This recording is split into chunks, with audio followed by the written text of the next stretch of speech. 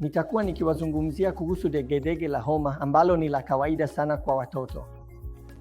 Na ingawa mara nyingi sisi madaktari tunasema degedege la homa ni jambo la kawaida kwa mzazi, hasa wazazi wa familia ndogo siku hizi, ni jambo la kutisha.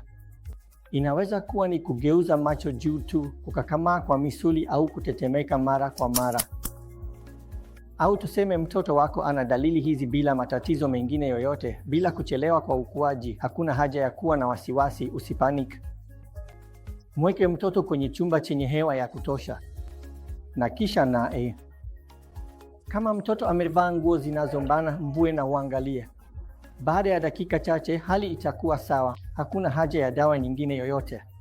Shida pekee itatokea pale ambapo kuna degedege bila homa kwa watoto kama hawa ambao wana historia ya homa na degedege inayojirudia. Hapo ndipo wanaweza kuhitaji uchunguzi zaidi na viwango vya madini mwilini kama vile elektrolaiti, kalsiamu, vipimo vya picha na wakati mwingine hata vinasaba, kwa sababu baadhi ya hali za kurithi zinaweza kujitokeza hivi. Basi ni lini tunapaswa kuwa na wasiwasi? Ni lini tunapaswa kuwa waangalifu?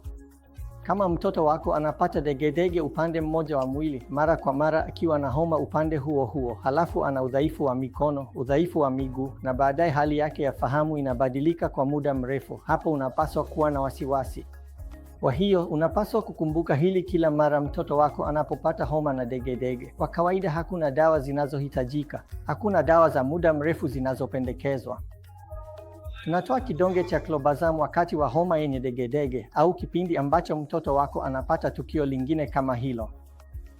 Lakini kwa kawaida hizi dawa hazitolewi hata nje ya nchi. Tumegundua kwamba dawa hizi zinatumika zaidi katika bara dogo la India. Kwa hiyo hata kupanda kwa ghafla kwa joto la mwili kunaweza kusababisha degedege. Usiwe na hofu, acha hali ibaki hivyo. Itatulia yenyewe. Wasiliana na daktari wa watoto au daktari wa neva baada ya degedege.